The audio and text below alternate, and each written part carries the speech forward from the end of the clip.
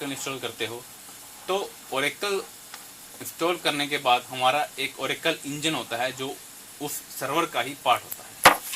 उस Oracle engine का क्या काम होता है, जो भी कमांड आप देते हो, select command, insert command, update command, delete command, SQL की बेसिकली कोई भी कमांड जब आप देते हो, उस कमांड को कंपाइल करना। ये देखिए यहाँ पे लिखा है कंपाइल एंड एग्जीक्यूट। उस कमांड को कंपाइल करना, चाहे वो कमांड किस भी यूजर से जाए। All user request data for the data must be through the Oracle engine. तो जो भी कमांड आप पहले देते हो वो पहले ओरेकल इंजन के पास जाती है। ओरेकल इंजन ये देखता है कि क्या वो जो डेटा रिट्रीव करना चाहते हैं, जिस डेटा के लिए रिक्वेस्ट की गई है, क्या वो यूजर जो है वो उस डेटा के लिए ऑथराइज्ड है या नहीं है। अगर वो डेटा के लिए ऑथराइज्ड है और जो कमांड आपने यूज की है वो सही लिखी हुई कमांड है, उस कमांड में कोई एरर नहीं है, तो ओरेकल इंजन क्या करेगा, सर्वर के हार्ड डिस्क पे जो डेटा पड़ा हुआ है उसको उठाएगा और आपको भेज देगा with the help of Oracle engine. तो ओरेकल इंजन का काम कमांड को एक्सेप्ट करना, कमांड को कंपाइल करना, उसको एग्जीक्यूट करना, डेटा उस कमांड की हेल्प से सर्वर की हार्ड डिस्क से डेटा उठाना और फिर वो डेटा की आउटपुट जो है, कमांड की आउटपुट जो है वो आपको शो कर देंगे। ओरेकल के क्या क्या टूल्स हैं जो आप यूज कर सकते हो। Oracle DBA all we know, आप आरडीबीएमएस में पढ़ चुके हो, डेटाबेस एडमिनिस्ट्रेटर, जिसका काम होता है और सारी वर्किंग को कंट्रोल करना। Anyone who logs on to the multi system with internal.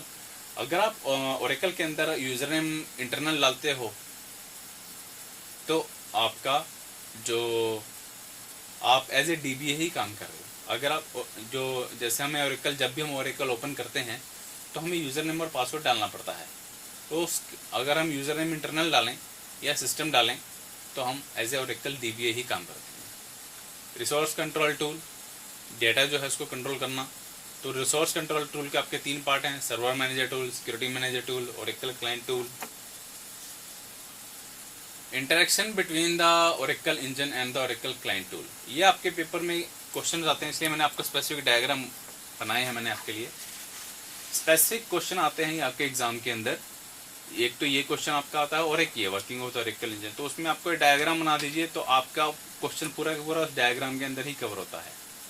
एक ये है कि ओरेकल इंजन और ओरेकल क्लाइंट कैसे आपस में इंटरेक्ट करते हैं। सबसे पहले यहाँ पर देखिए, क्लाइंट क्या करते हैं, सर्वर को रिक्वेस्ट करते हैं, क्योंकि डेटा जो है वो सारा आपके इसी सर्वर के ऊपर पड़ा था। आप मेरा माउस का पॉइंटर देख सकते हैं जहाँ पर मैं अपना माउस, ये जो क्लाइंट है ये भी कंप्यूटर सिस्टम है, सर्वर जो है वो भी आपका कंप्यूटर है। ये सारे क्लाइंट इस कंप्यूटर से जुड़े हुए हैं। ये इन क्लाइंट को जो भी डेटा चाहिए होता है वो सर्वर को रिक्वेस्ट करते हैं। सर्वर के ऊपर जो ओरेकल इंजन होता है वो इन यूजर की कमांड को एक्सेप्ट करता है। वो जैसे मैंने आपको ओरेकल इंजन की वर्किंग बताई है, ओरेकल इंजन अपना काम करता है और डाटा जो है सर्वर के ऊपर वो उठाता है। तो इस तरह से ये जो क्लाइंट्स हैं ओरेकल इंजन के साथ इंटरेक्ट करते हैं, कम्युनिकेट करते हैं with the help of Oracle engine और यू कैन से सर्वर। ये आपके सामने डायग्राम है। क्लाइंट रिक्वेस्ट करता है सर्वर को डेटा के लिए, सर्वर के ऊपर जो ओरेकल इंजन है वो रिक्वेस्ट को प्रोसेस करता है और जो भी डेटा उसको चाहिए होता है वो सर्वर की हार्ड डिस्क से उठाकर वो क्लाइंट को शो कर देता है। विद दैट, ये है interaction between the Oracle engine and the Oracle tools.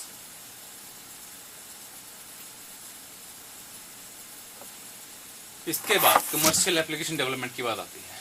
अब अभी तक आपने क्या किया है ओरेकल के अंदर, ओरेकल आपका जस्ट एक डेटाबेस है, टेबल बनाते हो आप, डाटा इंसर्ट करते हो with the help of insert command, update command, delete command से डाटा डिलीट करते हो, सिलेक्ट कमांड से डाटा को देखते हो, आपने कमांड्स की हुई हैं। लेकिन अब बात यहाँ पे आती है कि जैसे आपने बैंकिंग में देखा होगा या रेलवेज में देखा होगा, वो जब भी डेटा डालते हैं तो कमांड्स ही लिखते हैं।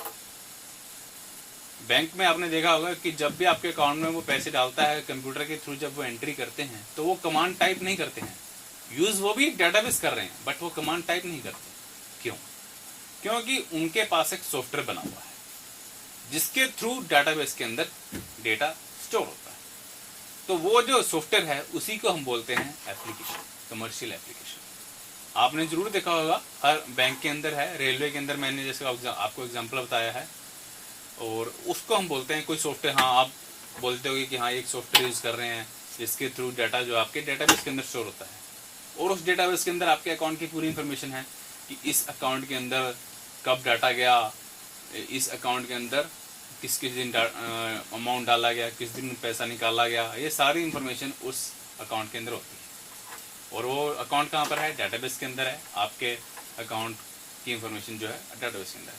लेकिन उस डेटाबेस को हैंडल करने के लिए, डेटा को इंसर्ट करने के लिए या अपडेट करने के लिए या डिलीट करने के लिए हमें कभी भी डेट कमांड्स को यूज़ नहीं करना पड़ता। हम सिर्फ एक विंडो खोलते हैं, उसके अंदर डाटा डालते हैं, बटन के ऊपर क्लिक करते हैं और आपका डेटा सेव हो जाता है। ऐसा क्यों? क्योंकि एक एप्लीकेशन डिज़ाइन की गई है, सॉफ्टवेयर डिज़ाइन की गई है ताकि और वो सॉफ्टवेयर आपको क्या अलाउ कर रही है, वो जो डेटा आप एंट्री कर रहे हो वो डेटाबेस के अंदर स्टोर हो जाए। तो ऐसी एप्लीकेशन अगर आपको डिज़ाइन करनी है ओरेकल को यूज़ कर तो आपको क्या क्या चाहिए, ये इस बात का क्वेश्चन है। ये भी आपके पेपर में क्वेश्चन जरूर पूछता है। ये 3 क्वेश्चन बहुत इंपॉर्टेंट बनते हैं आपके इस यूनिट के अंदर। तो वो एप्लीकेशन को कैसे डिज़ाइन किया जाए, आप विजुअल बेसिक पढ़ रहे हैं अपने सिलेबस के अंदर, उसके अंदर भी आप फॉर्म डिज़ाइन करते हो। तो वो जो आप फॉर्म डिज़ाइन करते हो वो आपकी एक एप्लीकेशन ही बनती है। अभी आपने सिर्फ कुछ छोटे छोटे प्रोग्राम किए होंगे, सम ऑफ 2 नंबर या ऐसा कैलकुलेटर डिज़ाइन करना, कुछ ऐसा कुछ पीवी के अंदर ही आप बटन प्रेस करते हो तो वो फार्मूला चल जाता है और आपके सामने रिजल्ट आ जाता है। वो एक फॉर्म बनती है। तो जब 3-4 फॉर्म्स होती हैं, लेकिन वो फॉर्म कौन सी होनी चाहिए? जिसकी हेल्प से आपके टेबल के अंदर डाटा चला जाए, डेटाबेस के अंदर डाटा चला जाए। तो वो फॉर्म जो है वो आपकी एक एप्लीकेशन बनेगी। बेसिकली विजुअल बेसिक के अंदर जो आप फॉर्म बनाते हो वो फॉर्म्स ही यूज होती हैं आपकी एक एप्लीकेशन को डेवलप करने के लिए। तो एप्लीकेशन डेवलप करने के लिए हमें क्या क्या चीज़ चाहिए? सबसे पहले डाटा स्टोरेज सिस्टम, कि डाटा को स्टोर करने के लिए सिस्टम हमें बनाना पड़ेगा ताकि जो भी हम डाटा एंट्री करें वो हमारा डाटा प्रॉपरली स्टोर हो, कोई भी उसमें एरर ना आए, कुछ भी ना आए। उसके लिए हमको सिस्टम चाहिए। ये सबसे पहले रिक्वायरमेंट है अगर हमको कभी भी एप्लीकेशन डिज़ाइन करनी है यूजिंग ओरेकल। उसके लिए data capture and validation system. Data capture का क्या मतलब है? जैसे मैंने आपको बताया, आप फॉर्म बनाते हो, फॉर्म के अंदर आप फील्ड बनाते हो, टेक्स्ट फील्ड, टेक्स्ट बॉक्स जिसे कहते हो वीबी के अंदर। आप उस टेक्स्ट बॉक्स में एक वैल्यू डालते हो, तो वो जो आपने वैल्यू डाली है वो आपका डाटा कैप्चर हो रहा है। तो डाटा कैप्चर के लिए आपको बनाना पड़ेगा, यानी कि फॉर्म डिजाइन करनी पड़ेगी।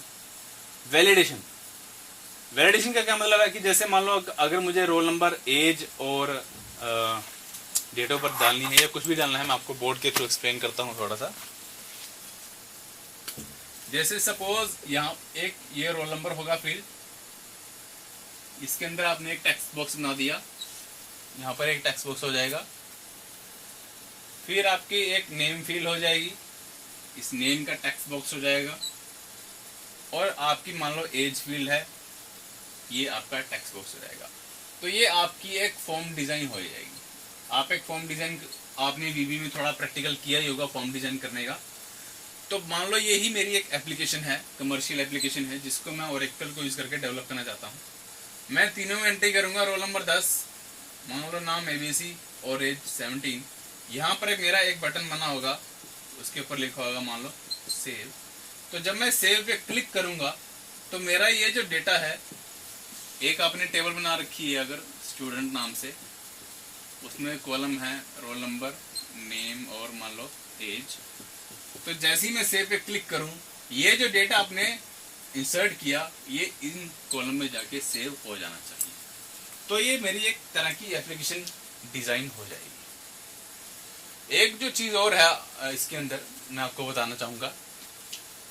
अब ये तो हो गया आपका डाटा कैप्चर जो मैं बता रहा था।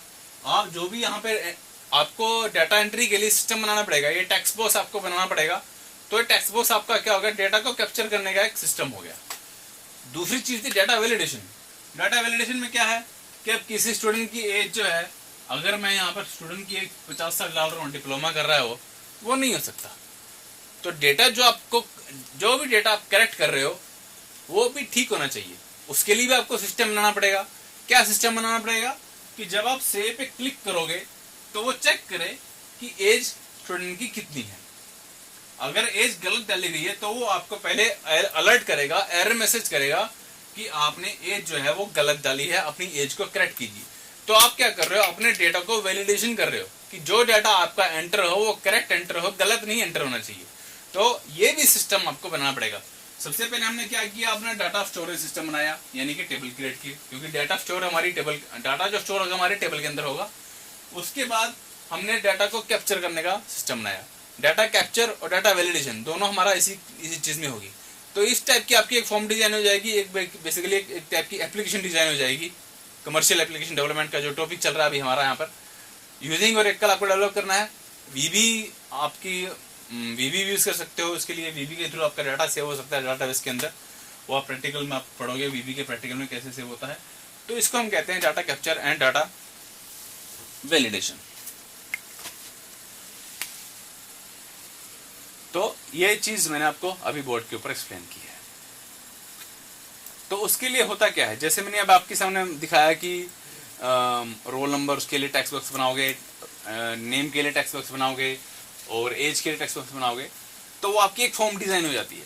उस फॉर्म को डिजाइन करने के लिए ओरेकल के अंदर आपके पास जो टूल अवेलेबल है उसका हम बोलते हैं ओरेकल फॉर्म डिजाइनर। जैसे वीबी के अंदर भी आपका फॉर्म डिजाइनर है, उसी तरह से ओरेकल में भी वो चीजें आपके पास अवेलेबल है, उसका हम बोलते हैं ओरेकल फॉर्म डिजाइनर, जो आपकी डाटा कैप्चर सिस्टम और डाटा वैलिडेशन सिस्टम दोनों बनाने में काम आएगा। तो ये चीज थी। फिर आपको चाहिए मीनू सिस्टम। मीनू सिस्टम क्यों चाहिए? अब अगेन बात वही आती है कि अगर आपको स्टूडेंट का रिकॉर्ड मैनेज कर रहे हो तो एक तो आपकी फॉर्म, मान लो आपकी 2 या 3 फॉर्म्स हैं। एक फॉर्म में आप स्टूडेंट की रोल नंबर, एज और नेम डाल रहे हो, दूसरे फॉर्म में आप स्टूडेंट की पर्सनल डिटेल डाल रहे हो कि फादर नेम क्या है, डेट ऑफ बर्थ क्या है, एड्रेस क्या है, मदर नेम क्या है, ये सारी चीज उसकी पर्सनल डिटेल है। उसके लिए आपने एक अलग फॉर्म डिजाइन कर ली। तीसरी फॉर्म बनाई जिसमें आप स्टूडेंट के मार्क्स डाल रहे हो कि आपका फर्स्ट सेमेस्टर है, फर्स्ट सेमेस्टर के ये सब्जेक्ट्स हैं, किस किस सब्जेक्ट में कितने कितने मार्क्स हैं। तो अलग अलग काम करने के लिए अलग अलग फॉर्म बनेगी। और वो तीनों फॉर्म, अगर मैं 3 फॉर्म की बात कर रहा हूँ कि एक तो स्टूडेंट का रोल नंबर, एज का फॉर्म, एक पर्सनल डिटेल का फॉर्म, एक मार्क्स का फॉर्म, तो 3 फॉर्म्स हो गई। ये तीनों फॉर्म आपकी अलग अलग एप्लीकेशन नहीं होगी, एक ही एप्लीकेशन होगी जिसको हम मान लो कहेंगे स्टूडेंट इंफॉर्मेशन सिस्टम का नाम कहेंगे। तो एक एप्लीकेशन के अंदर हमारी कई सारी फॉर्म हो सकती हैं, मे बी 10 फॉर्म हो, मे बी 50 फॉर्म हो। बेसिकली एप्लीकेशन क्या है? सॉफ्टवेयर। एप्लीकेशन सॉफ्टवेयर डिजाइन कर रहे हो आप, तो एक एप्लीकेशन में कई सारी फॉर्म हो सकती हैं। हर फॉर्म को ओपन करने के लिए अगर आप डबल क्लिक करोगे तो वो गलत है। तो इसलिए आप एक मेनू बना लो। आपने देखा होगा, आप जब भी नोटपैड यूज करते हो, वर्ड, MS वर्ड यूज करते हो, MS ऑफिस यूज करते हो, ऊपर मेनू होता है, फाइल, न्यू, ओपन, ये सारा मेनू होता है। न्यू पे क्लिक करते हो तो अलग विंडो खुलती है, ओपन पे क्लिक करते हो तो अलग विंडो खुलती है, सेव पे क्लिक करते हो तो अलग विंडो खुलती है, प्रिंट पे क्लिक करते हो तो अलग विंडो खुलती है। तो वो सारी क्या है? फॉर्म्स है। आप फॉर्म डिजाइन करोगे तो आपको भी एक ऐसा मेनू सिस्टम चाहिए, तो आप एक मेनू डिजाइन करोगे इसके लिए, जिसके अंदर क्या होगा, जैसे हमारी एक ये फॉर्म है, एक फॉर्म हमारी सपोज ये हो गई, उसके बाद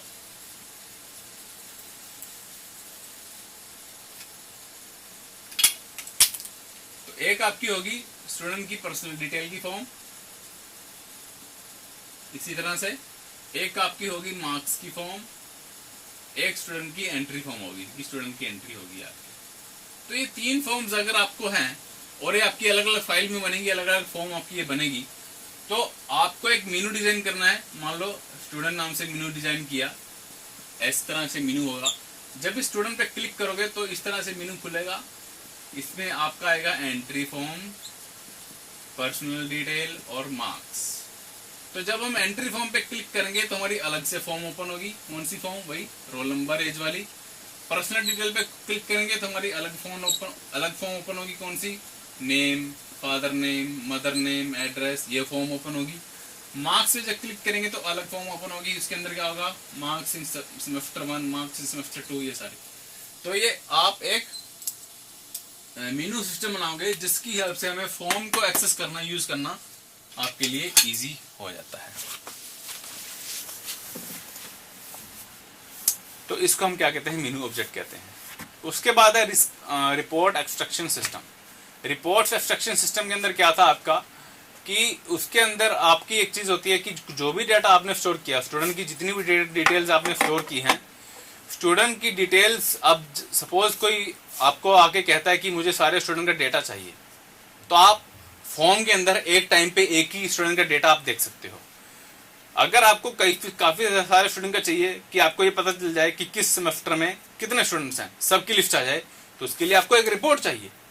उस रिपोर्ट को डेवलप करने के लिए आपका क्या होगा, रिपोर्ट एक्सट्रैक्शन सिस्टम। और अगर आपको रिपोर्ट डेवलप करनी है, उसके लिए जो टूल है ओरेकल में अवेलेबल, वो है, उसको हम कहते हैं ओरेकल रिपोर्ट डिजाइनर। तो फॉर्म डिजाइन करनी है तो फॉर्म डिजाइनर, मेनू डिजाइन करना है तो मेनू एडिटर, उसको हम कहते हैं, और अगर रिपोर्ट डिजाइन करनी है तो ओरेकल रिपोर्ट डिजाइनर। लेकिन ये जितने भी टूल हैं आपके, रिपोर्ट डिजाइनर, फॉर्म डिजाइनर, मेनू एडिटर, ये सारे आपके ओरेकल के एक के ही पार्ट होते हैं, जिसको हम बोलते हैं ओरेकल डेवलपर 2000। ये एक सॉफ्टवेयर आता है और इसके अंदर ये सारे टूल होते हैं, फॉर्म डिजाइन करने के लिए भी, रिपोर्ट डिजाइन करने के लिए भी, और ये ग्राफ्स भी डिजाइन कर सकते हो आप। इसके ग्राफ्स जैसे आपको शो करना है कि कितनी परसेंटेज आई है रिजल्ट की, तो ग्राफ की हेल्प से शो करते हैं कि 50 में से 40 बच्चे पास हुए, तो उसको ग्राफ की हेल्प से शो कर दिया कि कितने परसेंट है। तो वो ग्राफ भी डिजाइन कर सकते हो आप अपने एप्लीकेशन के अंदर। उसके लिए आपका टूल जो यूज होता है ओरेकल ग्राफिक्स डिजाइनर। लेकिन मैंने फिर आपको बताया है कि Oracle form designer, report designer, graphics designer और मेनू एडिटर, ये सारे एक ही सॉफ्टवेयर के पार्ट हैं, जिसको हम बोलते हैं ओरेकल डेवलपर। बिल्कुल आपका विजुअल बेसिक की तरह होता है। जैसे आप विजुअल बेसिक को यूज करके बटन डिजाइन करते हो, टेक्स्ट डिजाइन करते हो, रेडियो बटन डिजाइन करते हो, वही काम इसके अंदर होता है। टेबल, अब टेबल क्या चीज होती है? इन DBMS A group of similar information an entity. तो ग्रुप ऑफ सिमिलर इंफॉर्मेशन, जैसे अब मैंने आपको बताया स्टूडेंट की अगर टेबल है हमारी, अगर हमारी स्टूडेंट की टेबल है, तो एक स्टूडेंट की टेबल में हम हर स्टूडेंट के बारे में इंफॉर्मेशन शो कर रहे हैं, हर स्टूडेंट का रोल नंबर है, हर स्टूडेंट का नेम है, हर स्टूडेंट का एज है। ऐसा नहीं हो रहा कि एक स्टूडेंट की तो हम रोल नंबर शो कर रहे हैं और दूसरे स्टूडेंट का हम सिर्फ फादर नेम, दूसरे स्टूडेंट का हम फादर नेम शो कर रहे हैं। तो एक टेबल के अंदर जो इन्फॉर्मेशन स्टोर होती है सभी स्टूडेंट की, वो सेम इन्फॉर्मेशन होती है, रोल नंबर, नेम, एज।